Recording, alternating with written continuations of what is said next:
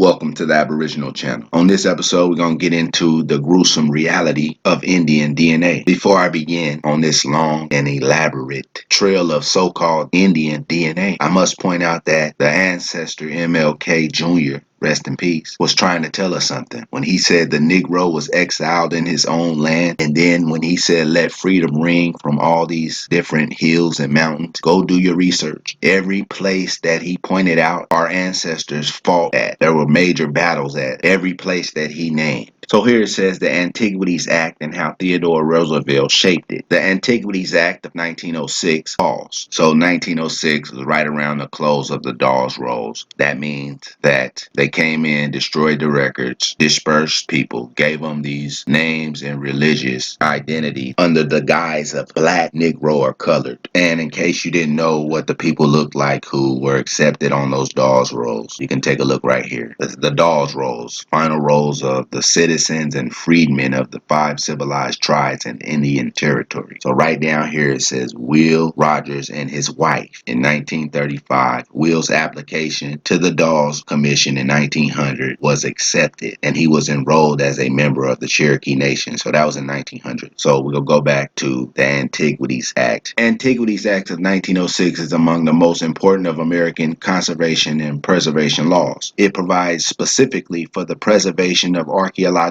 historical, and natural resources on public lands. It also provides the foundation of a century's worth of further developments in statutes, regulations, and policies for the conservation and preservation of archaeological, historical, and natural resources throughout the United States. Theodore Roosevelt, of course, was instrumental in enacting this statute. As president in June 1906, he signed the act making it United States law. As a leader of the progressive political movement, Roosevelt encouraged the development of conservation and preservation litigation like the Antiquities Act. Once the act became law, Roosevelt used it actively and effectively, establishing an approach to national monument establishment and precedents that were applied by his successors. Yet the Antiquities Act is not commonly or widely known except among federal agency resource managers, politicians, and legislators concerned with the management and uses of public lands, especially but not exclusively in the western United States. Now this next one is key. The Antiquities Act has come to public attention in 1996 and 2000 to 2001 when President Bill Clinton, acting under the authority of Section 2 of the statute, established or enlarged 20 national monuments, ultimately designating more public acres as national monuments than Roosevelt did in his initial uses of the land. President George W. Bush, Clinton's successor, criticized Clinton's proclamation of these monuments during his campaign for the presidency in 2000. However, after conducting his own review, his administration decided not to reserve any of the designations. In 2006, Bush himself used the National Monument Authority to set aside the African American Burial Ground National Monument in the center of Manhattan, New York City. Before the end of his term, President Bush again used his authority to designate national monuments, among them the largest Papahanaucatu Marine National Monument, 80 million acres, and the Marianas Trench Marine National Monument, 60.9 million acres, plus the World War II Valor in the Pacific National Monument, the Pacific Remote Islands Marine National Monument, and the Rose Atoll Marine National Monument. So all of these acres that they were putting on reserve, here's one named after this long name right here I couldn't pronounce. It's named after the Indians, right? The point that I'm making here is that these presidents, starting in 1906, put a bunch of public land on reserve because that was Indian land and there's major artifacts there, right? i.e. Indian DNA. But we're going to get into that. We'll bag up right here where he said in 2006, Bush himself used the National Monument Authority to set aside the African American Burial Ground National Monument in the center of Manhattan, New York City. So here on Wikipedia, it says African Burial Ground National Monument is a monument at Duane Street and African Burial Ground Way, Elk Street, in the Civic Center section of Lower Manhattan, New York City. Its main building is the Ted Wise Federal Building at 290 Broadway. The site contains the remains of more than 419 Africans buried during the late 17th and 18th centuries in a portion of what was the largest colonial area cemetery for people of African descent, some free and most enslaved, it said. Now, this is in New York, and you can never believe the numbers. Why would you have a national burial ground and only have 419 people buried there? So it goes on to say, historians estimate there may have been as many as 10,000 to 20,000 burials in what was called the Negroes' burial ground in the 1700s. The 5 to 6 acre site's excavation and study was called the most important historic urban archaeological project in the United States. The burial ground site is New York's earliest known African American cemetery. Studies show an estimated 15,000 African American people were buried there. Pause. Now,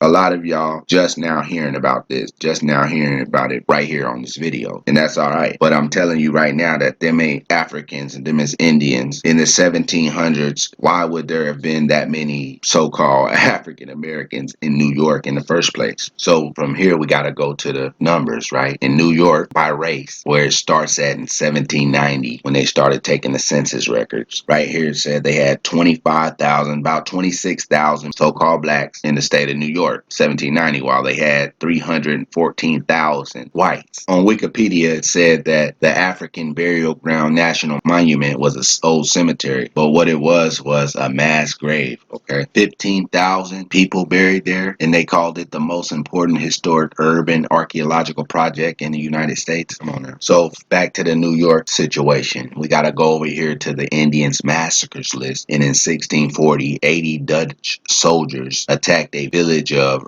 Raritans, which was Lenape people, on Staten Island over stolen pigs. Says they massacred the people. It doesn't give a number of Indians or anything, that the number of deaths from the situation, which is odd because if you look, most of all the other ones have the number, except for another New York massacre down here where natives attacked some people. So they was going back and forth. What I'm pointing out here is you can look on this list and see a number of New York massacres that occurred. Said John Underhill's men killed more than 100 Indians near present-day Massapequa. Goes on to say in 1644, the Powhatans killed 400 English, and then in 1665, there was a retaliation. Some more settlers got killed. Then if you scroll down to 1745, upon hearing an impending French and Indian attack upon the Ulster County frontiers, British colonists massacred several peaceful Munsee families near Walden, New York. Then again, it says in 1756, white vigilantes murdered 9 friendly Munsee Indians at Walden. So this was in New York. So when it says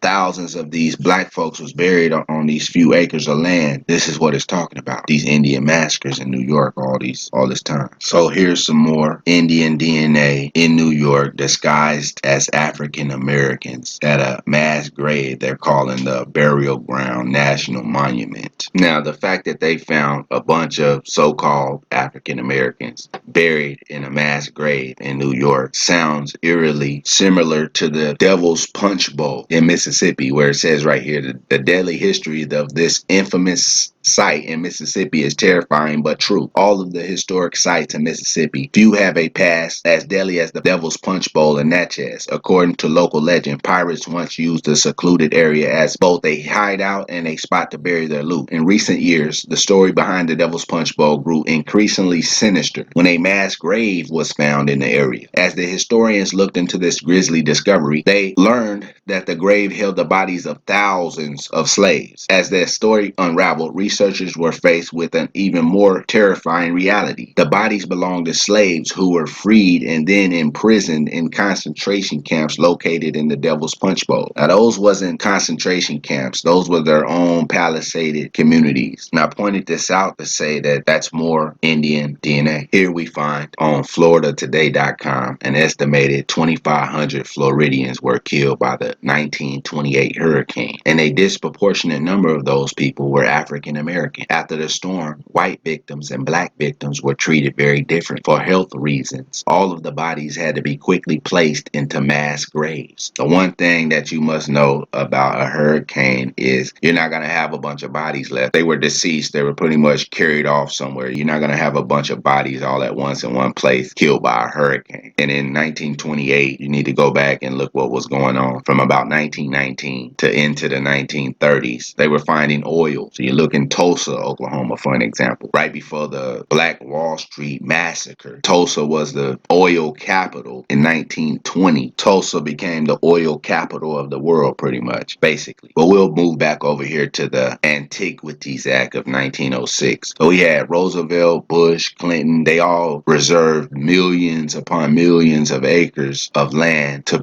put on conservation and preservation. And that's because the original inhabitants of the Western Hemisphere were here for thousands upon thousands of years. So therefore, there's major artifacts out there yet to be discovered. Says legislators concerned with the management and uses of public lands, especially but not exclusively in the Western United States. That's because the Western United States was and still is very, very undeveloped compared to the East Coast. So they wanted to put all this land, a lot of it, to the west, on the western part of the United States, because it had not been investigated in their ways yet. They hadn't got out there and with their picks and shovels and dug in the ground and stuff, and they still haven't. So a lot of that land is on conservation and preservation to where it's off the limits to the public. Now we must look in the past. In a previous video, I read from a book from the 1800s where it talked about the Indians had more cemeteries than the whites did after the whites had already been in America for 100 years. So as you look in this image right here, you see it says Indian Mound Cemetery. And as you look in the cemetery in the back here with these trees planted on it, there's a mound, an Indian mound. And you see the gate and you see where it says no admittance after dark. They don't want you up in there digging around. And they built their cemeteries on our ancestors' ancient burial grounds so that nobody throughout history will go digging around or digging to find Indian DNA to match theirs to. It says Indian Mound Cemetery is a cemetery located on the northwestern turnpike on a promontory of the Yellow Banks, overlooking the South Branch Potomac River and Mill Creek Mountain in Romney, West Virginia.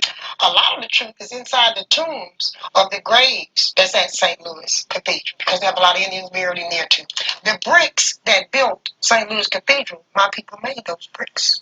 The bricks that built the tomb in the older graves came from my people. Here I found on findagrave.com where it says the Indian Mound Cemetery, located near Martin Place on Old Highway 165 on Columbia East Side, is also of the oldest cemeteries in the parish, first used by the Indians, later by the French settlement once located near there, and still later by settlers here. Many local residents are of the opinion that Indian Mound has been used much earlier than the old Danish cemetery, but there are no marks to substantiate that belief. Last burial made there was in 1938. So in Louisiana, we just read that they have an Indian Mound Cemetery that was first used by Indians. There's also an Indian Mound Cemetery located in Sanders County, Nebraska. There's also an Indian Mound Cemetery in Humboldt County, Iowa. In Tennessee, we have a place called Indian Mound. It's either a town or a small town or a city. It has 19 cemeteries in Indian Mound, Tennessee. Indian Mound, Tennessee is right here on the map, located right here. And if you watch the previous video, I show where there were battles in that same area. But they have 19 of their cemeteries there. Doesn't give much information about Indian Mound, so therefore it shows that it's a very small place. It only has one area code. Usually a place would have 2 or 3 area codes, but when it only has one, it has a very minimal population. Its communities are unincorporated and are named Bear Spring, which is Indian, Big Rock, which is also Indian, and Indian Mound. And it has a ghost town called Artie, which anytime you see ghost town, that means there was a bunch of Indians there and then they got ran off and the people didn't decide to develop it. They just left it as a ghost town.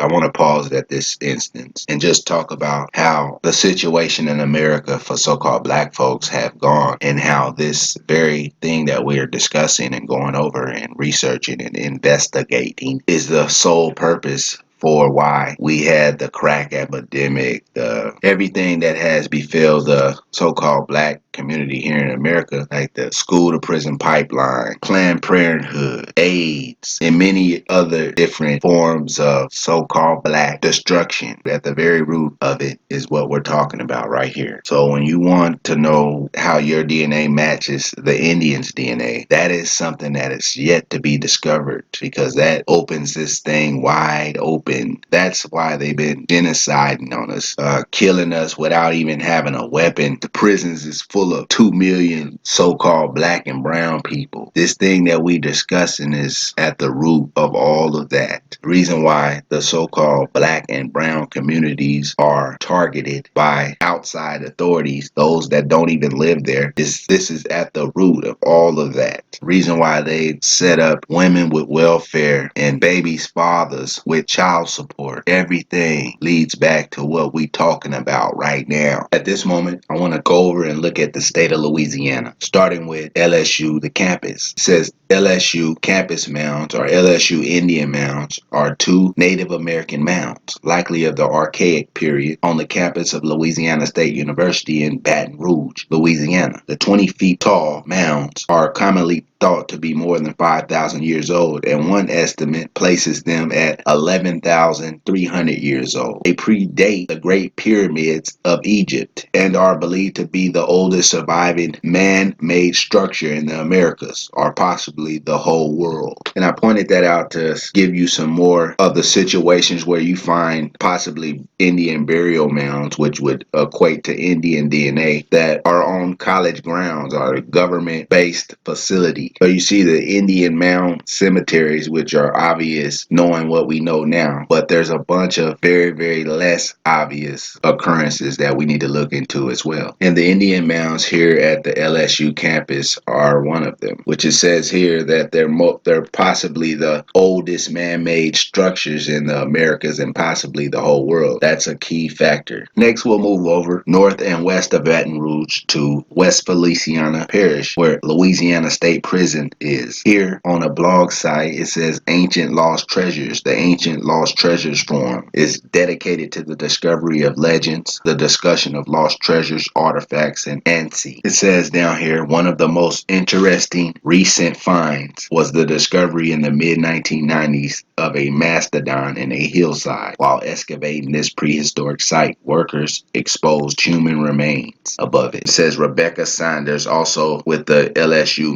Museum of Natural Science, was involved with excavating and examining the human remains. This is an image of a part of Angola prison. See how it's lined up right up against the water, which I believe this is a lake. That's where mounds would have been located, right up against the water. And the fact that they found Indian remains, prehistoric remains on the facility, lets you know what you need to know. On a side note, let's look over here at Sing Sing Prison in New York. See how it sits right here on the water? Right here on the water. It says the prison itself takes its name from the Indian word, "O Singin'," which means stone upon stone. This is Sing Sing Prison. See how it sits right here on the water? Similar to that of Louisiana State Prison of Angola, which takes us over here to Tennessee State Prison, which is right here in this picture. See how it looks like a castle or palace? It says that it opened in 1898 and the prison has been closed since 1992. However, down here it says the original Tennessee State Penitentiary on Church Street was demolished later that year, and salvaged materials were used in the construction of outbuildings at the new facility, creating a physical link from 1830 to the present. So this building right here was built by Indians. Or we can look over here at what was called Eastern State Penitentiary in Pennsylvania. It says the Eastern State Penitentiary, also known as ESP, is a former American prison in Philadelphia, Pennsylvania. It is located at 2027 Fairmount Avenue between Corinthian Avenue and North 22nd Street in the Fairmount section of the city, and was operational from 1829 until 1971. A lot of Indians and warring with Europeans went on before 1829, which alludes to how they were able to get possession of this so-called Eastern State Penitentiary, which is this building right here, which once again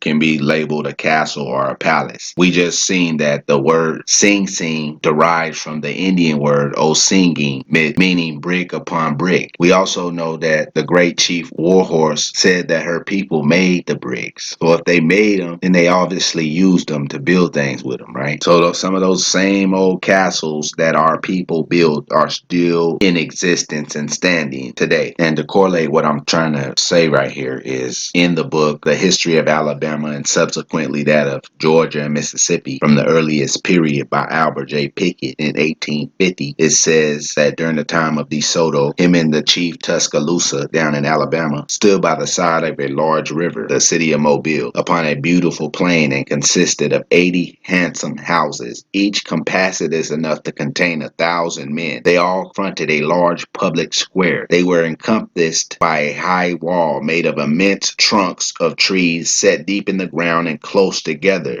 strengthened with cross timbers and interwoven with large vines. A thick mud plaster resembling handsome masonry concealed the woodwork, while portholes were abundant, together with towers capable of containing 8 men each at the distance of 50 paces apart. An eastern and western gate opened into the town. Here's a prison also in Pennsylvania called State Correctional Institute, Pittsburgh, or Western Penitentiary, opened in 1826. And this is how it looked. Big wall. Could be considered a castle or a palace. Here's another building you can call a castle or a palace. It's located in Northern California at a place called Preston Youth Correctional Facility, built in the 1800s. Though it's not in use anymore, it was definitely in use in the 1800s and early 1900s. And if you ask me, it's definitely something that the Indians built. As you can see, it's sitting up on a hill and it's very rugged looking except for the new tile roof. But these are those palaces or burgs which equate to castles that the books and things talk about. And who knows is what is in the earth buried underneath these structures or outside of them or behind them, etc., etc.